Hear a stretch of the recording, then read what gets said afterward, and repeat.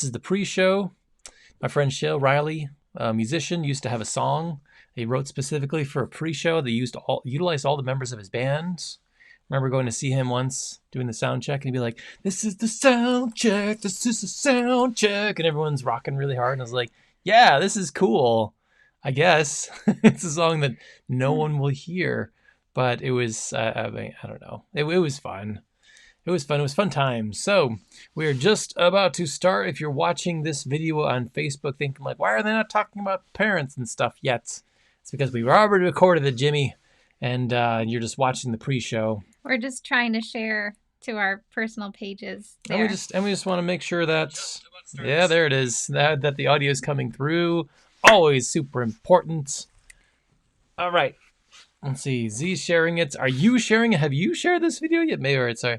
And a chip. Ooh, no. And if you're watching, say hi. That's please. True. If you're out there and you are watching this live, maybe you are a fan of Wonderspark Puppets, which is our tiny little puppet company. Yeah, share our stuff, dude. Although I got to tell you, as many people have said, and we'll talk about this in the podcast, okay, stream burnout is real. That's what I should title this episode. But really, no. This episode is called World Puppetry Day because we're going to talk about World Puppetry Day. That's right. We're going to be doing a recap of the last 2 weeks because it's been 2 weeks since we've seen each other. Okay, are you ready? You ready? I'm ready. Ready as she's gonna be. Okay, I'm clicking record. Oh, he's doing all the things, you guys. Look at those beautiful waveforms. All right. Was that 100%? He's futzing. He's doing stuff. You never want to have your mic volume up 100%. Let's say 95% is all right. Make sure turn on those notifications to get to listen to this. That's kind of aggressive. All right, I'm ready. Look, I'm meeting you in the middle. Yeah, look. okay. Ladies and gentlemen, we are the Puppet Parent Podcast. I'm Z. I'm Chad. And we are puppeteers. We're parents. And we have a podcast. Hey, welcome everyone to World Puppetry Day. That's right. If you missed it a week ago, we're bringing it back. What, is this like World Puppetry Day observed? Yeah, for exactly. Us? It's a Greek Orthodox World Puppetry Day. No. No, but right. It's but last weekend there was lots of things happening. Yes. We didn't get to record because we were so super busy. I mean, among other things. So let's talk about World Puppetry Day. It was popularized not too long ago. Yeah, there used to be a National Day of Puppetry, which was organized by Puppeteers of America, and at one point they were doing both World Puppetry Day and National Day of Puppetry, and then I think finally all the organizations, Unema USA, which is the international puppetry organization, and that's our faction, the USA faction, and Puppeteers of America. I think we should call it like a branch, not a faction. Let's say okay. Factions are like. Feels like group? We're like terrorist cells. Oh, factions. I didn't mean that. I just anyway, whatever words. The wing. Let's say the American wing of that organization. Yes, I always feel like I need to clarify because Unema doesn't sound like anything to do with puppetry unless you're a puppeteer, whereas Puppeteers of America is like very clear. You know, Unema comes from an acronym that is French. Right. So like that is why. French. So anyway, the M in Unema stands for marionette. I think. A few years ago, our two organizations in the United States, Unema USA and Puppeteers America, joined forces and said, you know what, National Day of Puppetry can also be World Puppetry Day, and let's just all celebrate World Puppetry Day. And I'm so glad that we did that because we can just put all of our focus and efforts into that and raising the awareness of puppetry as an art form in so many different ways. So what did you do for World Puppetry Day, Chad? Thank you for asking, ZX. I was very busy on World Puppetry Day 1 week ago. I had so much to do, actually. Did we perform? I don't know if I think I had a show that morning. So I was streaming out in the studio. Yeah, I think it was like an 11 o'clock show. Probably the birthday party, maybe like a pre-Passover show.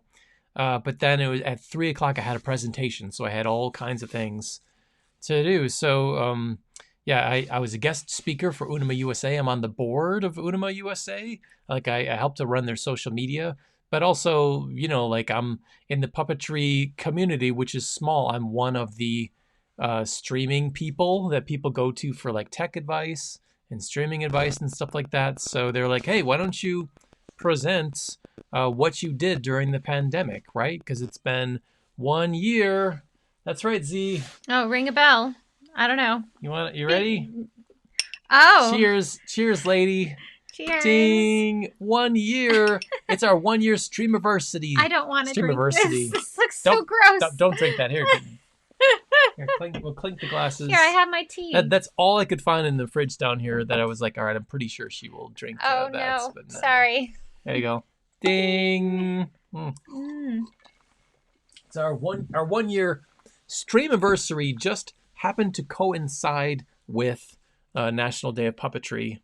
World Puppetry Day. Excuse me, World Puppetry Day. Man, you got me saying that the old way. So it was like there's so many things where this feels like the right thing to do, to talk about. Like it's been 1 year. What have we learned? Where have we come from? Where are we going? And so I made this whole presentation about cute cats, like pictures of cute cats, and how we survived a global pandemic by streaming all of our shows. I would love to see that presentation. I didn't get to see it, so. Let me tell you, if I wasn't just streaming on this one machine, if I had a second monitor, I could just bring it right in. Maybe I'll share that online. Yeah, you should maybe, or we'll do it. I don't know. I just want to see it. I'm interested. Spoiler: there's a lot of cute cats. So as we were introing. So all these different people, but they had like 15 people on the dais of like, all right, there's all these different people presenting all this different stuff. And I was just one of them. And as they were going down the line, because on Zoom, right? On Zoom. So we're in Zoom. There's supposed to be 300 people. It's free, so only 150 people showed up, which is perfect. 150 people are watching us talk about like a little 2-minute like little snippets about what if you come into my breakout room. Oh, your pitch. You will see. Yeah, a little pitch. So, what was your room number? What breakout room did you have? It wasn't a number because they were so on top of things that they labeled their breakout rooms. Oh my gosh. Yeah. I didn't even know that you could do that. We had a tech rehearsal and everything. Yeah, and Unema USA is on point. Well, it's a joint Unema USA Puppeteers of America venture. That's how it should be. The crossover between those two organizations is crazy. Anyway, if you're a member of one, you're probably a member of the other. And if you're not, maybe you should consider it because they're really great organizations. The Puppeteers of America puts out the quarterly magazine, Puppetry Journal, which is a really fantastic. I think it's a great way of preserving the history for us of what's been happening in puppetry regularly. And you can go back to the 1930s and see what's been happening in puppetry in the United States because of Puppeteers America and their quarterly publications or yearly publications. And then Unema USA, the international branch of the Unema organization, they put out a biannual magazine, like twice a year magazine, which is more of an academic magazine, and it's very well thought out, super nice in bookstores, I think, and in university libraries. Yes, it's like a university level more academic publication, talking about the theory of puppetry, like trends in puppetry, and they collect essays and put and write about them. So both are very valuable and important aspects of our field, and give like some street cred to like what we do, and it helps to bridge the communication between the states and what's happening internationally in puppetry all over the world, because every country has their own puppetry culture and traditions. And a lot of countries have an Unema. Like we'll talk about that in a little bit. So during this presentation by the Puppeteers of America and Unema USA, I'm getting ready to give my pitch, my 2-minute pitch for more like 60-second pitch for people to come into my breakout room, and in the back of my mind I'm like, nobody's gonna come into my breakout room because I've taught so many puppeteers how to stream. Like that was our thing. Like we teamed up with Ibex, Heather Henson's company, and we taught. I taught like got to be a couple hundred like puppeteers how to stream, like the basics, the essentials, how to do it. What I do, we had like a Q&A, like we have a Facebook group where people plug their streaming stuff or ask questions, and we kind of crowdsource it. And at this point, I'm like, all right, it's a year in. Anybody who wanted to know how to stream probably already did it, or is just like on their own learning. So, and I'm gonna do this presentation, which is essentially a victory lap for me, because it's been a year. I'm like, well, I looked through all the stats from my presentation. This is how many shows we streamed last year is 185. Wow. This is the percentage of shows that we lost from last year. Only 45% less shows in 2020 than 2019, and stuff like that. And I'm listening to the other speakers give their pitches, and I'm like, oh man, I want to abandon mine and go jump in there. Like you have two of the more prominent, if you're in these organizations, Black American puppeteers talking about like, yo, we're going to be talking about diversity over in this breakout room. And they're like, ooh, man, can I just do 30 minutes of mine and then jump over in there? I'm like, oh man, Adam Krutinger is also going to talk about building puppets, and Puppet Pie is also doing a presentation, talking about like what they do. Our friend Stacy and like all of our friends doing an amazing thing. So I'm like, oh man, thankfully they record, and like everybody, hopefully, fingers crossed, recorded their breakout rooms. I did. Yeah. Uploaded them, and we will be sharing those soon. Oh, great. So you'll get to see the cute cats and how we stream through the global pandemic in video form with me narrating. We'll share it on our Facebook wall. Great. So if you're listening to this, it'll be out there somewhere. Okay. Over on facebook.com/Wonderspark Puppets, we'll definitely have a link. And I'll be just breezing through all of our friends who made these other awesome presentations on World Puppetry Day. What's crazy about World Puppetry Day is because the entire world operates in different time zones. Hey, look, somebody popped up in chat. Yeah. Who is that? Wow, it's Audie finalist. Z Briggs. Oh, the Audie Award? The Audie Award finalist for 2020 for her Young Listeners Awards. For her groundbreaking. I wasn't a finalist, but the podcast was a finalist. I need to say that because it was it's a lot of people who worked together to make that project happen. And so, not to derail your conversation, I was literally just checking to see if that worked. But she posted hi in chat. Which you should too if you're watching. I just got to give props because you were the host. You are the main focus. You're the glue that brings it all together. If you not you this didn't podcast.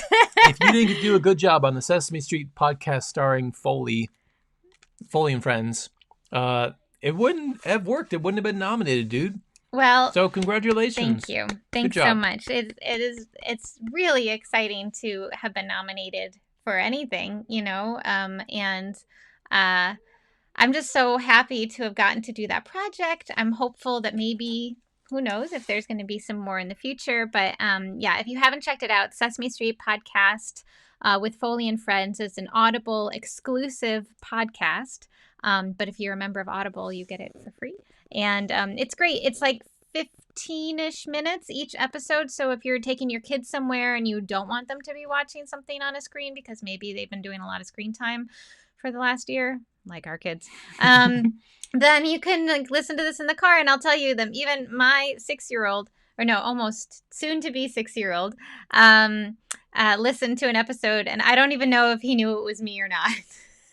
But he enjoyed it. Oh, he absolutely enjoyed it. Yeah, he listened to the episode about family, which is the last episode we did, and I love that one because we leave the studio and go out onto Sesame Street. What? And so we're like on the street, running into friends. Big Bird's there. I don't want to give it all away, but it's super fun to we broke out of the studio and we're just like walking down the street with our microphones, interviewing our friends. Can we talk about how this is maybe, because I know Sesame Workshop is awesome. They've probably done something like this, but this might be the first, if not the greatest thing that Sesame has pulled together for kids who can't really see super well.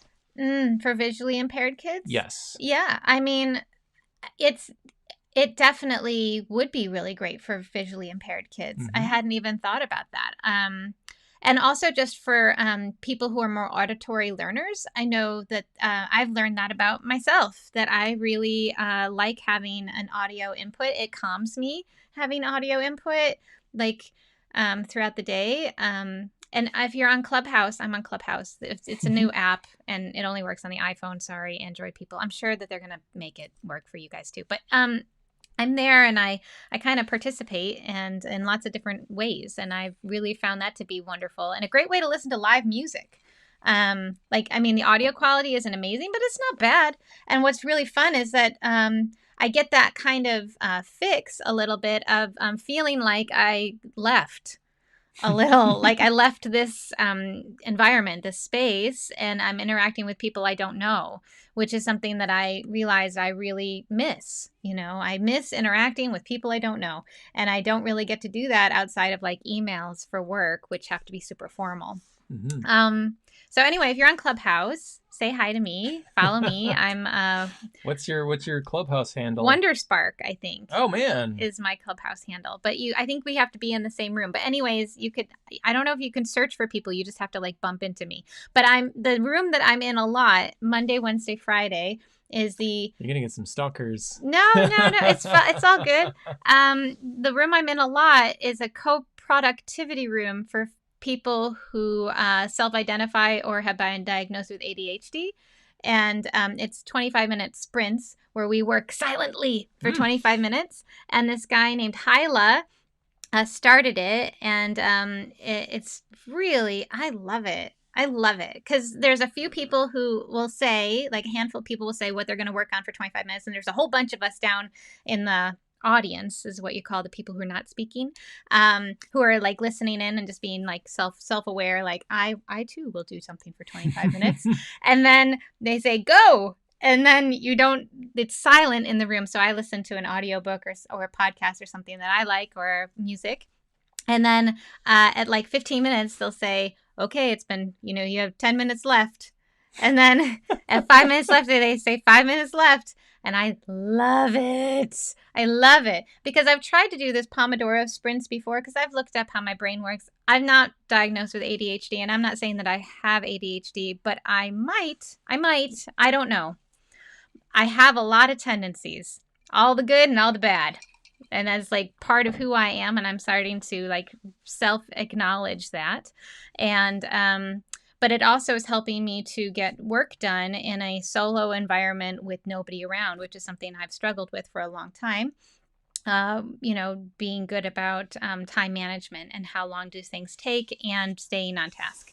So I'd heard about the Pomodoro method and I tried it before, of course, in lists and brain dumps and all of these things. If you are a person who has a brain similar to mine, I'm sure you have also heard about these things. But the accountability when there's no one around to say, hey, I'm going to do something for 25 minutes and there's nobody around. I mean, I'm not a good self-advocate for myself when it comes down to it. And having just somebody who I've never met say, all right, see you in 25 is great. And I love the 25 instead of the 45. Let's say somebody that you've never met that is definitely not your spouse, or a robot alarm clock that you've set for yourself. No, robot alarm clock doesn't count. Yeah. No, because that's like a timer. It doesn't. I can set the timer. It's not the same. No. Yeah. No, and we could do it together as well, but we don't work at the same time most of the time. We work in shifts, and if I'm working, Chad's with the kids. And if I'm with the kids, Chad's working, and that's just the way it is. It's very rare until they're probably back in school that we will both be working on something simultaneously. And like I hit my stride in the afternoon and then into the evening, and Chad tends to hit his stride first thing in the morning. Instantly when I wake up. I don't understand it, but that's his happy time to like be creative, get things done, and mine is not done. Mm-hmm. So, well, how you feel when you first wake up is how I feel in the afternoon to evening, especially as I'm getting like more tired. Mm-hmm. So I think like we've talked about this often on the podcast. Well, it's ongoing. We are opposites in that way, but that makes us a super team. Well, things get done. Like we made a rainbow and we made some other stuff. Can we segue? Let's talk about that. I had so many good segues, and then we got Oh, segue sorry. out of it. So Take it. made a film. We made another film, you guys. You thought place. we were done making films. They're like, yo, they adapted a beloved children's book classic to someone new by this amazing, as seen on TV, author Jill Twiss. Yo, no, that's not. We're not done. No, Chad wanted to give us more projects. Everyone was super happy with that. Clients are happy. We're happy. Premiered well. Kids happy. Yes. No, we took. What did we take, Chad? So because I run social media for Unema USA, I am a Fulbright specialist looking to teach internationally, and I'm just super interested in leaving this country and going out into the world. It's my new favorite thing. Don't touch the microphone with that, or else the audience at home will hear. So I got my ear to the ground, and I'm picking up the frequency, the vibrations of things happening internationally in the puppet world. And one of those things, which I always share on Unema USA social media page, by the way, on Instagram and Facebook, if you're so inclined, is so cute. If you can't see this, if you're just listening, Z has the puppet. The cutest little chipmunk ever. Yeah, and she's wiggling its tail all around. Jill Twiss's book, The Someone New, that we made for that. But then, it's a chipmunk, so we can use it for other things. Yeah, and you made it. I did. That's right. And Dr. Perkins is here. From scratch. And she says she loves your hat. I know. It says my happy place, and it's a picture of the Disney. Disney, I'll come back to you. I love Disney. Aww. I do. I went through a whole phase where I was like, Disney, they're so corporate. And I've come back around to, no, actually, I love Disney. And you know what? Whatever. Like, things get big. And there's a reason. It makes a lot of people happy. And it makes me happy. And here's all my money. And I want to come back when everything is safe. And I can't wait. So I had that turnaround. I was definitely like a meat-eating person with certain opinions when I was a teenager. Then I went to college and saw these like documentaries that just random college students made that are like, corporate America's the problem, and look at these anarchists, they're the best, and the people smashing windows in Seattle are heroes and stuff. And I was like, wow, I'd never been exposed to this before. Cool, awesome, great, I'm totally down. And it was like, and my parents would get me like a pair of Gap jeans or something for my birthday, and I would hiss, Gap, Old Navy, kids in cages in Indonesia, get that away from me. Now, I'm not for that now, but I'm looking back at that period in my life with a fresh set of eyeballs, feeling like, the inherent bias when a documentarian makes a film is something that I maybe should have considered or learned to consider a little sooner. Well, all these things are more complicated than just one viewpoint. And I think that just comes with life and maturity, that aspect. But it also makes it a lot harder to like have an opinion about it. Like, what's your opinion about Disney? Well, I don't know. Yes. I like it. But anyway, I don't wear a lot of Disney stuff, but I wear it sometimes. Wait, what's your hoodie? Oh, well. Let's see it. It's from a Miyazaki film called Spirited Away, and it's the dragon at the end of the film. And that's right. I love it. It's also Disney-ish because they help to distribute the films here in the States and are like, influenced a lot by Miyazaki. Yeah, well, let's say old Miyazaki. Let's say Grandpa Miyazaki because we haven't watched their films lately, and lately the internet and other nerds have been saying like it's not as good.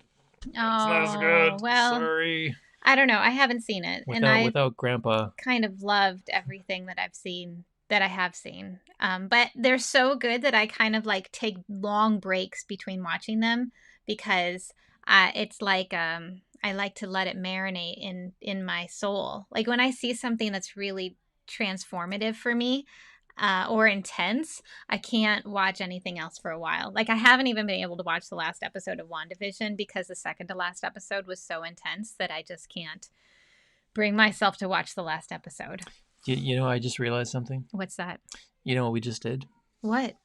We, we were talking about these Miyazaki films. Yes.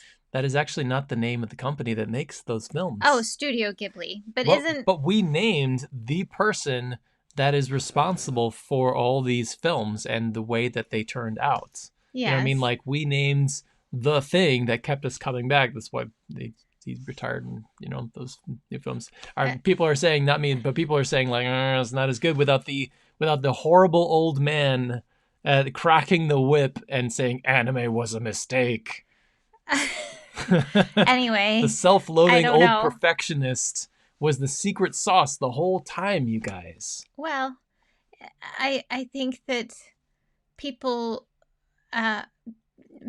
life stories can really be a huge part of how they operate and the stories that they want to tell. And I don't know his life story, and I don't know what it is that drives him to be such a perfectionist.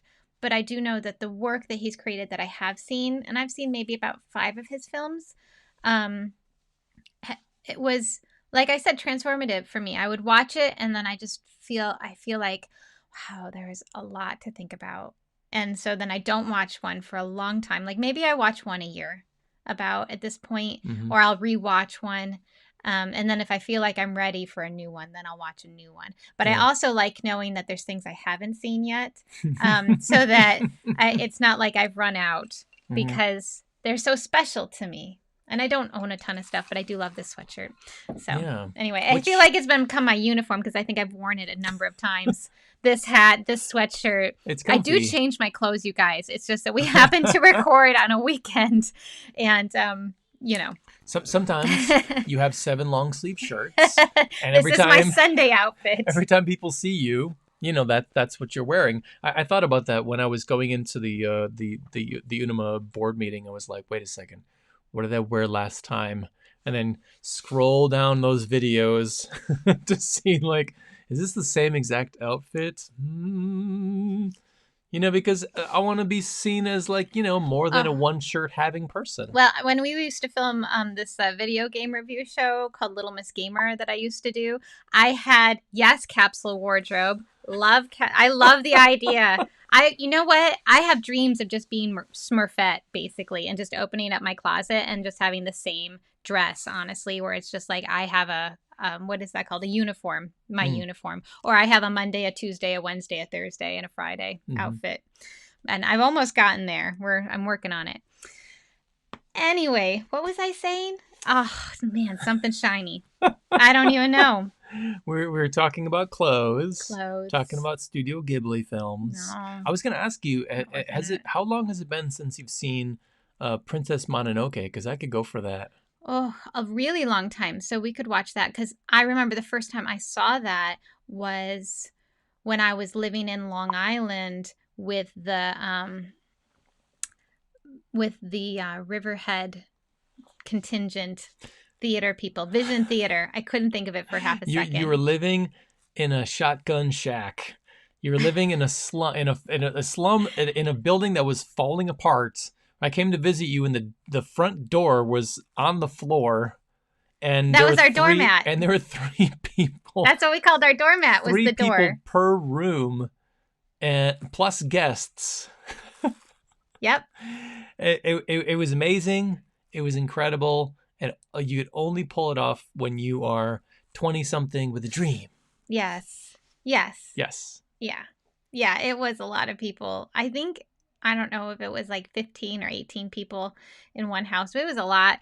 And I'm not going to go into the whole thing, but there are definitely like rooms separated by blankets and hallways and stuff. And that it was a fun thing to do for a while. And yeah, we all had a dream. I had a dream. Yeah. I had a dream. I helped out. I lived in Riverhead, Long Island for a summer, you guys. It's an interesting place. I don't know why we're talking about that now. So let's this go is back. What I mean.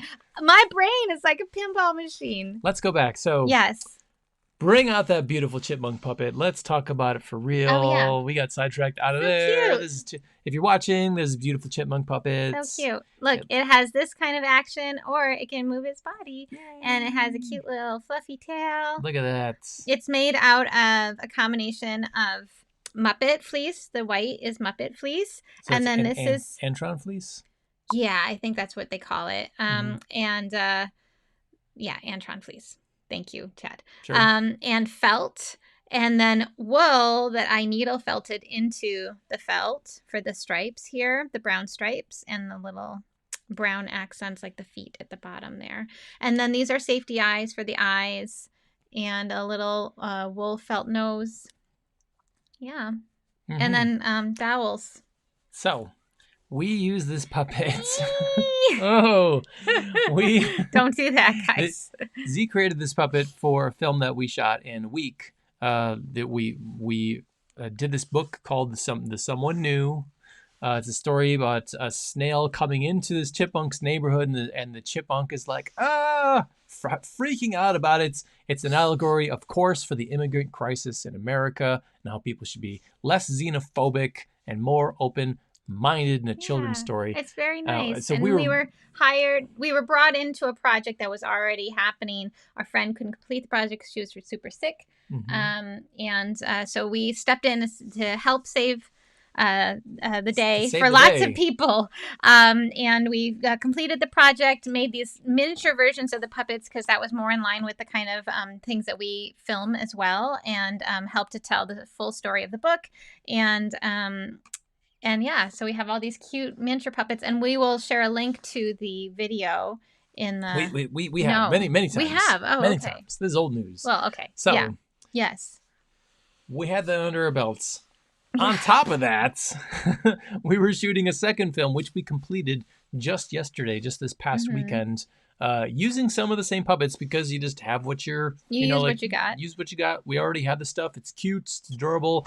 For Unema Korea. So, as I was saying, I have my ear to the ground, and one of the things that I shared on the Unema USA's social media feed was that Unema Korea is having a film contest, guys. They're saying, hey, if anybody can create a short film, 2 minutes only, utilizing this special Korean paper called Hanji, which Z is gathering right now.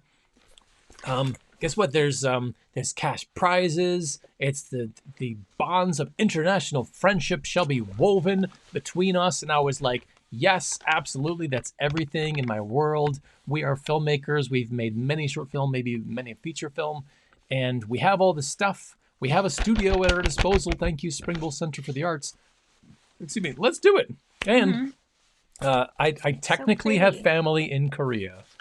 Technically. It's so pretty. Look at this Hanji that she's holding up. You can't really see it, but it's like this beautiful handmade paper, and it's very fibrous. And when we went to the Hanji Museum website to learn more about Hanji, because kind of see through it. They have a whole website from the town that it has made famous, the Hanji. It has all these fibers. It's from like a walnut or a chestnut tree. It's beautiful. Bark, I think. And it's very thick. It's like the perfect paper for paper mache. Like I saw it and I immediately was like, well, we have to paper mache something because it's just so beautiful. And then we didn't really have time to make a puppet necessarily because our plan was we came together and we brainstormed because that's what Z likes to do. I do like to brainstorm. She likes to have both of us brainstorming at the same time. That is not my way. It's fun. But we did it. We did. And Z came up with an idea and I said, yes, let's shoot it. It sounds great. Simple, easy, let's do it. So I started shooting a month ago. We just wrapped. So basically, the story is the chipmunk is working on this arts and crafts project, and that was our whole thing. Is that it makes a rainbow and it lights up everyone's day because at the time we were staring at this huge American death toll in the face, which is still a thing in our country, and the winter was so oppressive, and we were ready for the spring. So why can't the chipmunk make a rainbow inside inside their little cave. Oh no, it looks like the camera has crashed. So hold on 1 second here. Oh, I touched something. You might have to. And we're back. Yay. Look at that. Okay. Boom. Good. So the chipmunk makes a rainbow and it cheers everybody up and they have a little dance party. So this is made out of just that paper. It's not plugged in. Sorry. Oops. Sorry about the microphone bump there. Oh, we can plug it in right there though. Oh, yes, I suppose you could. Okay. Here, I'm going to do it. All right. Don't bump the camera. Trying not to. It's quite finicky. Anyway, oh, there it goes. There you go. So, Yay! So this is made out of the Hanji paper that we received and some white glue. And I paper mache'd it. I made it, and it's hollow. Look, here's the inside. Look at that. Look at that EL wire. And is it EL wire? I don't know. I call it fairy lights. And so then we got some fairy lights and attached them to the inside, and they twinkle. So we now have, Yay. we are now the proud owners of a twinkling rainbow. Yes. Utilize and may special... this be a symbol of the light to come, that we are going to go back to New York City and things are going to be awesome, hopefully. Yay. Yay. So anyways, that's what we worked on. It was very exciting. I'm disengaging the Hanji rainbow from the power source. So we'll have to find a special place. We shot this thing. We shot all the in-studio stuff yesterday. I've been also shooting stuff outside. So it's a 2-minute film about, it starts in winter and then we keep checking in with the chipmunk who's like making the rainbow, and like their friend comes in and is like, is it time yet? Not yet. And then and then the snow is starting to melt and we check in again. And then just yesterday when it was like a bright sunny day and the grass is starting to poke out and I got some time-lapse footage of some snow melting off of some things. It's finally time. Spring is here. Up comes the rainbow. It's a dance party. It's all this music, and then the puppets go outside and play in the blue sky and stuff. So yeah, it's 2 minutes. It was super fun to do, and I hope that. So at first we were one of the only participating countries, and we were the only one. We were the only Americans. Mm-hmm. That changed. That changed because we put out an unboxing video that on Wonderspark's Facebook page, that Unema Korea and the official Hanji Museum in Korea were like, can you send us the raw video of that, please, so we can share it? And we wound up with us and a puppeteer from Kenya and a couple other puppeteers from Europe, like Denmark specifically. We drummed up a bunch of interest, and now there's 60 participating companies from 30 different countries. And it's going to be this big deal, you guys. So I'm hoping, I think Hanji Day or something like it is on like April 5th, I think, or something like that in Korea. So I'm assuming the premiere will be then.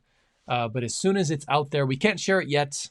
But as soon as we can, we will. And I was so inspired by all the colors. They were so bright and cheerful. And then there's a lot of paper lanterns that were on the brochure that they sent us from the Hanji Museum, and they were illuminated. And so I thought, oh, we have to do something with illuminating this beautiful paper. And so, yep, just white glue. And you want to get the rainbow right there.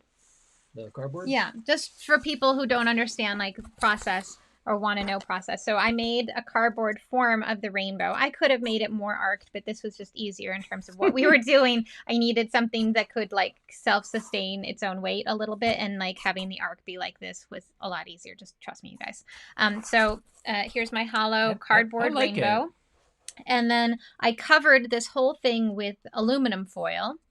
And then when you're doing paper mache, well, actually, then I had to measure this to see how long it is and then split it into 6, because rainbow, you couldn't have one really big red stripe and then like not enough room for the rest of the stripes. So all the stripes had to be about the same size. So I had to measure this, make sure they're all the same size.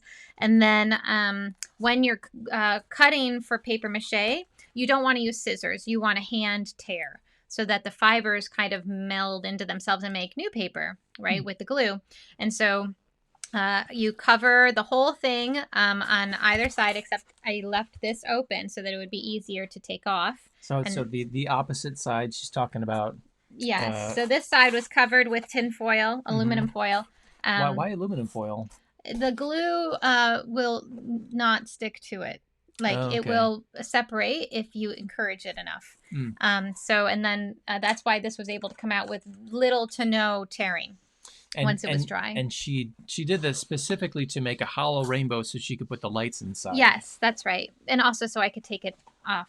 Yeah, so that it didn't have the cardboard because I wanted it to be translucent. Like I could have put it back on it afterwards, but it was just easier for lots of reasons to just have it be open on the back. So I think it looks great. The film is done. Rainbow. We submitted it a couple days early, which is like that's my MO. Is like a couple days early is right on time. Rainbow. Yeah, I want this in our apartments. Yeah, it'll make its way back to New York bring City. It back. So speaking of which, we're going back. Oh yeah, news.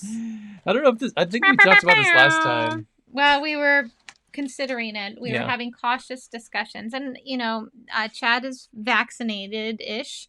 You're halfway. Tomorrow's my second shot. Oh, I didn't even realize that was tomorrow. Tomorrow. Well, congratulations. So you're driving back up to Syracuse, right? Yes. To get your second shot. I'm driving 3.5 hours up to Syracuse to stand in line like a big cattle line. Mm-hmm. Hopefully this will go a little. It took me like an hour waiting last time, so I'm hoping at an hour or less. I'm hoping there won't be an old man getting way too close to me, like putting his mask barely on.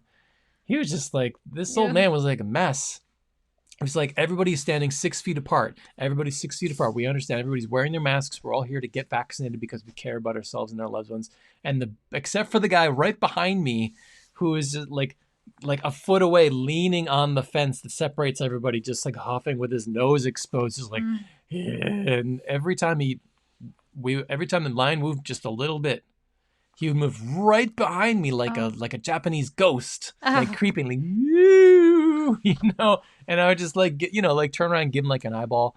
I guess I could have said something, but at that point I was just like, I don't want to talk to anybody. Were you outside? No, we're inside. We're in the State Fair exhibition hall. Oh, I've never been there. So, wow. I know my friend Molly lives quite close to there. Let me tell you, actually, there are a lot of places you can get vaccinated in New York State, but that place is open all the time, 24/7, baby. You could get. Oh, really? You get a shot at 4:00 in the morning. Really? I don't know if it's 24/7, but yeah, like if you go on the State Department's vaccination website and look at the times available, I'm sure if you're listening to this and you haven't gotten vaccinated in New York State, you could get a slot right now for 3 a.m.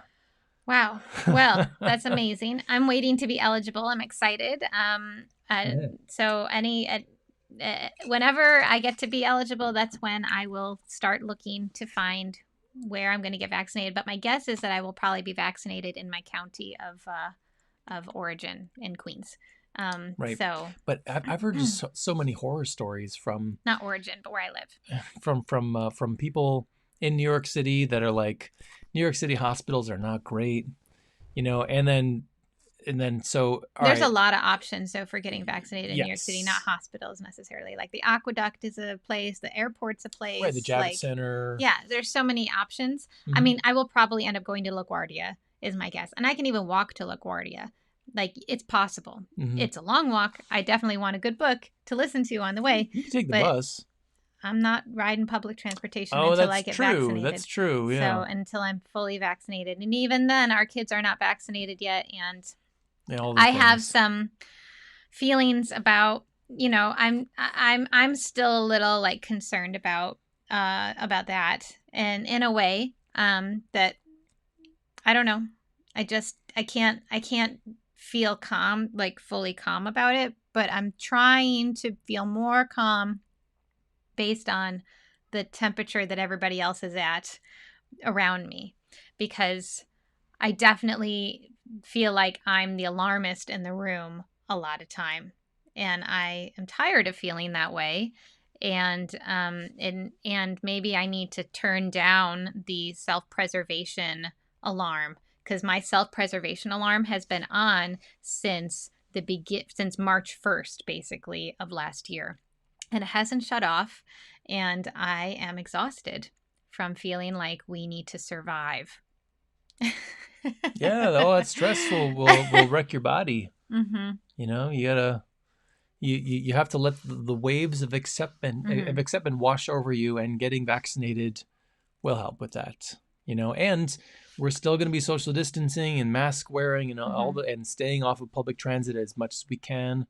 But we will be back in New York City doing in-person shows. I mean, we bought the liability insurance. We're back on it, just like a regular old year, and we're gonna go back and see what's what. And the great thing about forcing yourself back is that we have deadlines. We have in-person gigs lined up for June, and we're starting to kind of like. All right, it's kind of like we're dipping our toes into the water, but now the momentum is like taking us into the water, if that makes a lot of sense.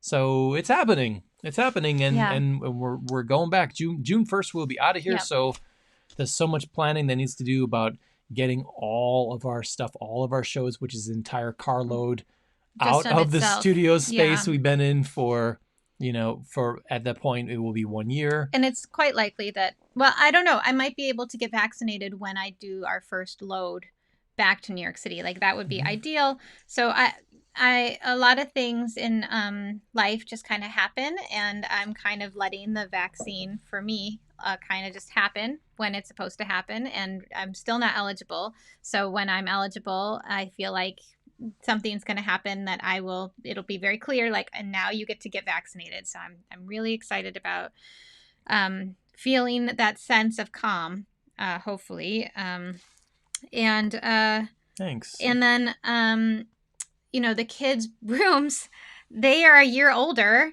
And a year ago, we were going to get them bunk beds. Like, if you can imagine, they were still sleeping in their cribs, in a sense. Like, their cribs converted into toddler beds. And then our older son had a very special relationship with his bed. He really didn't want to let it go. So we finally convinced everybody that this is a great idea. We're going to get bunk beds. But there's no way for me to get bunk beds until I get the room measured. So we have some requests out to some friends who have been utilizing the space to please measure the room. I'm going to buy bunk beds, and I'm going to go back a few weeks before we do the big move in and redo the room by myself with hopefully new bunk beds. And so if anybody has suggestions of bunk beds, I've been looking at Pottery Barn Kids, which is expensive, but they look beautiful. But Pottery Barn is usually high quality, but you get what you pay for. Yes, I want really beautiful, sturdy beds. And then, if we have to end up getting rid of them in a few years, somebody else will want beautiful, really high quality, sturdy beds. Or I might be able to find what we need used if I have something specific in mind. So if anybody has suggestions for nice beds, my son is really, one of my sons, really excited. Did you just do my son? Oh. One of my sons. No, yeah, it's a David Sedaris reference from my home, one of my homes, which I love that. I love that bit. David Sedaris, if you're ever watching, we're BFFs. You don't know, but I know. So anyway, he really wants drawers in the stairs. He doesn't want a ladder going up to the bed. He wants stairs, and I get that. It's easier, especially in the middle of the night, to navigate stairs than it is to navigate a ladder. And so we're going to see what can fit in the room easily, and if we can have a built-in desk into one of the sides or something. I don't know, drawers underneath one of the beds. There's a lot of options out there. So anyway, if you guys have ideas for a very tiny room with a radiator that doesn't move, then let us know, because basically their whole room is going to end up being like a bed in a sense. So yep. Yeah. But they're older. I mean, when we went a year ago, when we were getting ready to celebrate his birthday, he's like, wow, you're finally turning 7. We're going to get you out of that crib. And then the pandemic happened. Well, when we went back to New York City for reasons that are why we go back? We voted. So it was November. We were looking at him laying in that crib, and he can't lay down with his legs out. He's too big. But he was perfectly happy to be in it. Oh, I know. But and then here he doesn't really like the bunk beds here because they are not a traditional bunk bed, and there's not enough height between the mattress and he liked to be in the lower bunk, and he's banged his head a number of times, and I don't know if that's the reason why, but lately he's been wanting to sleep on the floor in the closet. Yes. So he Okay. he's self Harry Pottered himself in the closet. You know what? I also took over my parents' closet. We had a toy room. I was an only child, you guys, and I lived in a very big house. So I had a room called the toy room. Um, it feels a little Wow. like, uh, You had a toy room, well, an entire room in your place of living, just toys. I did. I did, Amazing. but I didn't have anybody to play with them with me. Oh, with, that's so like a monkey paw. I Figure don't know. right there. I'm just saying, I like, want a room filled with toys. And then, no one will play with me. Oh. Don't get a board game for an only child. It's the worst present ever. Anything that says 2 or more players just causes pain. Anyways, I love you, Mom. My mom's watching, so there's a closet in that room that was like I took over for a few weeks at one point where I barricaded it with blankets. I decided that was where I was gonna sneak in there and sleep at night. It was my secret hideout, and I think that kids really like having secret hideouts. And so let's leave secret hideout. And you know what? As long as he's sleeping at some point in the night, he wants to stay up till all hours right now, reading till his heart, can't take till he falls asleep. And, which he has done. And sleeping in the closet. I mean, whatever. Is he happy and is he healthy? Are those two, is that yes for both? Fine. You sleep in the closet it's a carpeted floor. It's much nicer than the hardwood floors in our place. And so, we don't have a closet that he could sleep in at home. That's true. This is, if you're going to sleep in a closet, it better be here, because that's not going to happen when we go home. So, Leaf, if you're listening to this when you're like 20 or something and you need material for your stand-up, right? you refused to sleep in the bottom bunk of a bunk bed so you could curl up like Harry Potter, which millennials are into Harry Potter. I don't know if the next generation will be. I haven't let our kids read it yet because I want to read it with them. So reading books, just consuming those Minecraft books over and over and over again. Yeah, like we got him these encyclopedic, huge hardcover books about the Legend of Zelda games because he just information, he just digests it like nothing else and retains it. I guess because kids retain stuff. His brain is just really open and ready for it, and that's just how his brain works. He's just really into it. But yeah, I'm trying to get him into some more slow, methodical work because I want him to be able to also sit for 30 minutes and do something. And so this morning we were doing a fuse bead project, which is, like they're also called perler beads, those little plastic beads, and you iron them and they become things. So we were doing that for like an hour. That was great. He refuses to do anything that you really have to like count and make a pattern from. He still won't really count it, but he did do a pretty good job of actually following one of the patterns. He made a potion, which is great. So, and I decided I will do a more complicated one to show them it can be done. So maybe it'll be inspiring. I don't know. But I was like, well, maybe if I do one, then they'll do one too. So I'm making a Jigglypuff Pokemon perler bead. Right, and she's using a grid of like 4x4 perler bead of Jigglypuff, which is great. And it's taken you like an hour or two? At least, yeah. It's pretty cool. And I have to go row by row, one row at a time. But it's really coming along. Inch by inch, row by row. You know the song? Gonna let my garden grow. What's that from? I do. What is that from? It's probably Sesame Street or some animated thing. I do know that the song. 80s. I don't know why I know it. They would wheel in the TV into your kindergarten class. I know, I do know this. Maybe it was like a weekly reader thing. The internet can tell us what it is. Anyway, things overall have been pretty good. I do find myself trying to fight off the swamp of sadness. Still fighting that off. But I think that is just coming from... It's Pete Seeger. Oh, yeah. Pete Seeger. Thanks, Pete. I think that the Swamp of Sadness is just from not being in my space for so long and not having like access to my regular stuff and my regular life and seeing people that I love, and having that interaction on Clubhouse has been great, but that can only happen like late at night after the kids have been in bed, and lately I've been going to sleep early. So that's kind of how I've been doing a little bit. And we are going to go back, but then the kids are going to stay on screen school through the end of the year. We thought they were going to maybe be able to matriculate back into the school, but for various reasons, it seems like the best choice right now is to have them stay in screen school through the end of the year. Then they're both going to do camp. And we haven't talked about what the summer is really going to look like yet, but Leaf's doing 3 weeks of cooking camp, and Finn is going to do 2 weeks of gymnastics camp, and then maybe we'll come back out here for a little bit. I don't know. Maybe. Can we just say, where is he taking that cooking camp? Give a plug for our friends over at the Connected Chef. Connected Chef. Kim Colicchio's company, the Connected Chef, they're offering this summer camp. And I know that Kim is going to take all the right precautions. It's mostly outside. Mm-hmm. And I know the space that she's used in the past is very big and airy and spacious. And I just feel like it's going to be okay. So I'm feeling good about it. I know that she's going to be probably fully vaccinated along with her whole team. And the numbers hopefully will be way low at that point. So everything is just going to feel a lot safer and better. And that's walkable from our house. Yeah. And then Finn's gymnastics camp, I just want to get him back into that. And then there hopefully will be just a lot of time.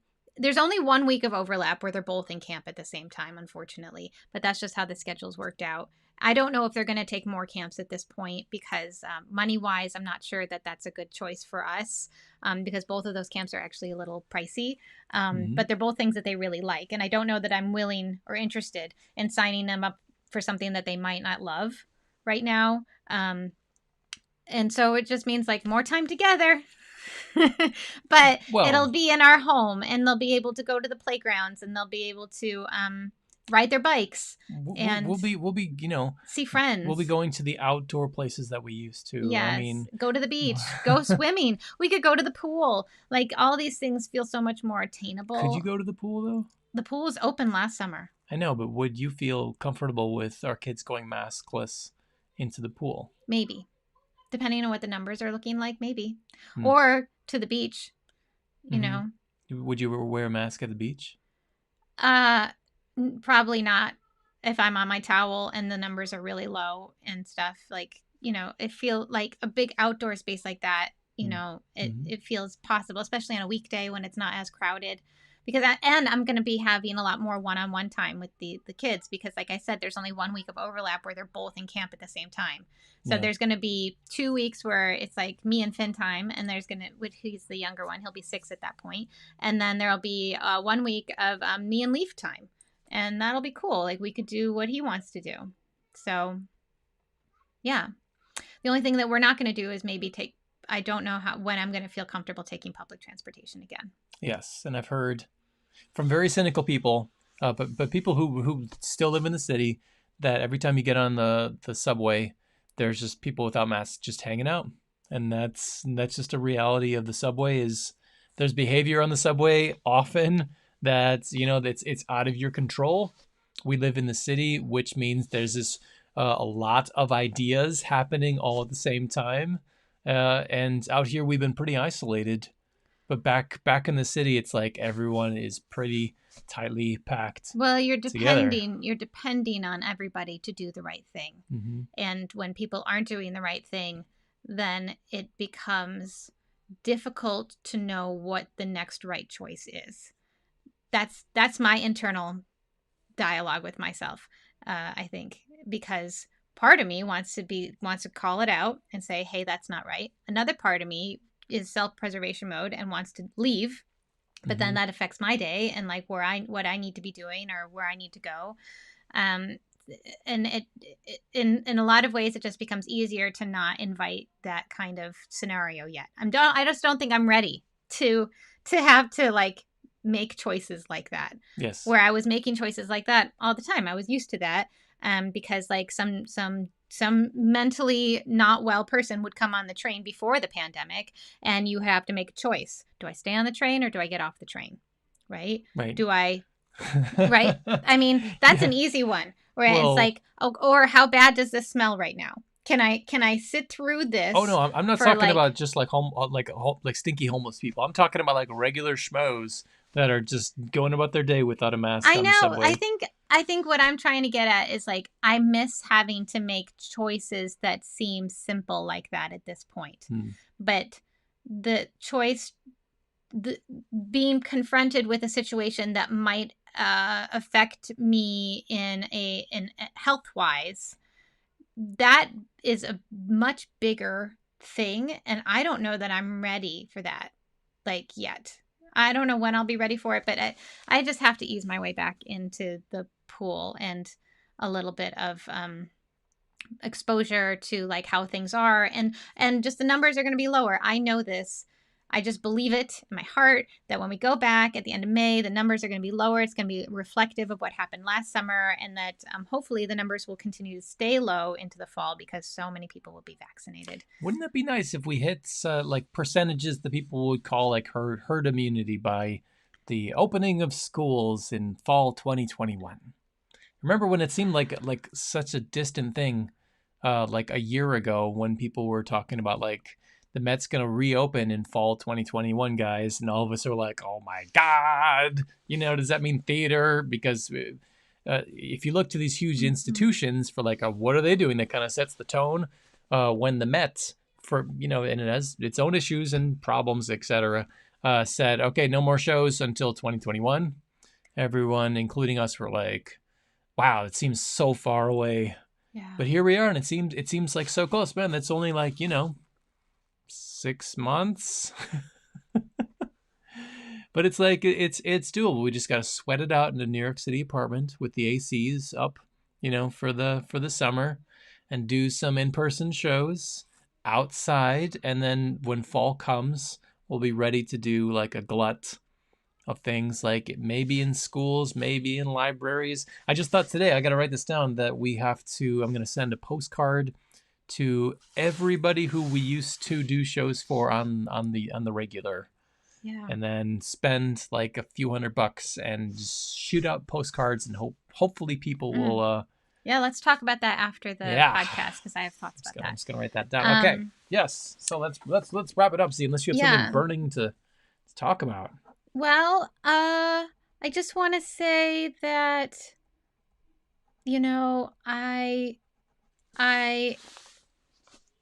I would not be completely honest if I didn't say that I was feeling apprehensive about the big transition of going back.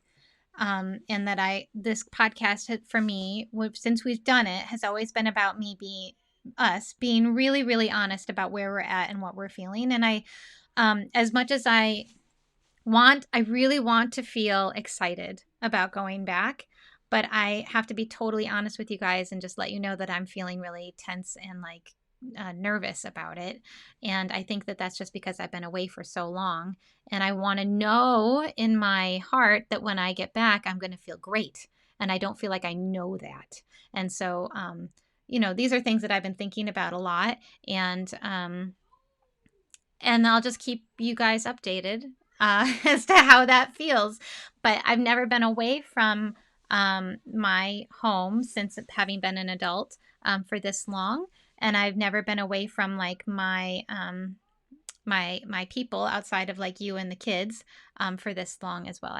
It's been over a year since I've seen my family, and it's been over a year since I've seen a lot of my friends and my chosen family. So anyway, I think all of that just kind of builds this feeling of like what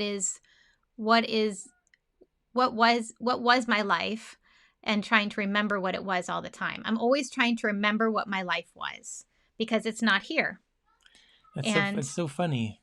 I'm just trying to share like what's been going on in my brain a little bit in case somebody else can relate. And if nobody else can relate, then I guess I'm just on my own. But I'm constantly trying to remember what my life was like, And for like the first 6 months of being out here, that was fairly easy. And then as time continues to go on, I'm like wacko from Wacky Land. My dippy stick is starting to get low, and I start to disappear. It feels a little bit. I know that that's not true, and I'm surrounded by people that I love, and I do have some of my things here, but there's just something about being in your space with your stuff and your life.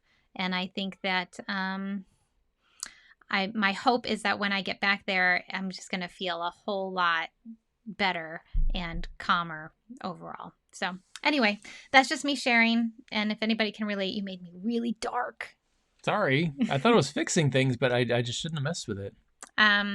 So anyway, Chad, any closing thoughts or things that you want to share? Your parents just got home from church. His parents are going to church again. My parents went to church. We don't know how we feel about that. I know how I feel about that. Oh, I was being diplomatic. Why'd you go to church? You got one shot. You can't feel invincible. You got to take a second shot and then wait 2 weeks. And even then, you got to wear a mask. Anyway, so. I think it's representative of how a lot of people are feeling right now. Oh, sure. I mean, it's a springtime. It's over, right? Isn't it over? Maybe if I act like it's over, it'll be over. It's like you're secreting it away, but you can't secret this away. I want to say that whomever, the preacher, the priest, or whoever made the decision to not have people in this church, the church that I grew up in, for months and months and months was the right decision. Now they're bringing people back. I do not agree with that at all. But at the same time, I'm not involved with it at all, so I don't know if there's restrictions or or what, if anything is happening. All I know is that my parents went to church and that they sat probably wearing masks in a big open church, and now they're back here. Yeah. So anyway, they're back, and we're gonna have our kids wrapping things up. Stop playing Minecraft for an hour, and we'll hopefully see you in a week. And if there's anything you guys want us to talk about, you should let us know, because we're just gonna keep free flowing over here. I like this 2 week format because we have more to talk about. Sometimes because I ran a weekly podcast for 6 years, it feels like, oh man, it's that time again. Oof, what am I going to talk about this week? It's nothing There's really. There's always something to talk about, though. We always find something to talk about. We were just super, super busy, and then I think I was just like burnt out a little bit. Mm-hmm. Just true life stuff. Yeah. But if you haven't checked out the Audible podcast, please do that. Sesame Street with Foley and Friends. You can leave a little rating. That would be so nice.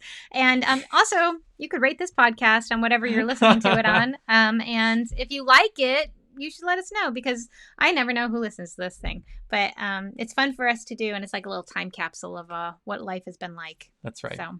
The Puppet Parent Pandemic Podcast. 4 P's. P to the fourth power. I was thinking if we wrap this up on episode 50, that would take us like into the summer to be like, we're back, and that's the end. Then I would relabel this the Puppet Parent Pandemic Podcast, because that is what has dominated what we've talked about and what's going on in our lives. Well, that's why it started. During this whole thing. Well, we'll see how we feel. Yeah. It's always been, we'll see how we feel. And what do you guys want? Are you interested in this? Are you even listening? Who knows? All right. So we're going to say goodbye. Have a great week. And again, we always want to remind people that if you're feeling sad, you don't have things that you feel like you're looking forward to, maybe you are not sure if you're going to be able to see the sun come up the next day, please find somebody to talk to, because we're going to get through this, and it's going to be great. And there are so many people who love you and who want to help you out. So find somebody to talk to, because we want to see you at the end of this, and we love you. That's right. Seek professional help. Yeah. Not a joke. No, okay. Not a joke. Not at all. So thanks once again. We are the Puppet Parent Podcast. You can check out the rest of these episodes wherever you get your podcasts. We're on Spotify. At all the pod trackers, et cetera, et cetera. If there is a place that you like to get your podcasts from that we are not on, let us know. Send us a message over Facebook or Instagram or something. You can also email us at info, that's INFO, at wondersparkpuppets.com. You can download the MP3s directly over at puppetparentpodcast.com. And hey, we got a couple new cute photos of us up on that website. And if you needed copy for some kind of article that you're writing about this podcast, because why not? All that beautiful copy is typed out there on our official website that we pay too much for. Man, I'm going to contact Wix and ask them, can we just downgrade that like $30? Anyway, thanks again.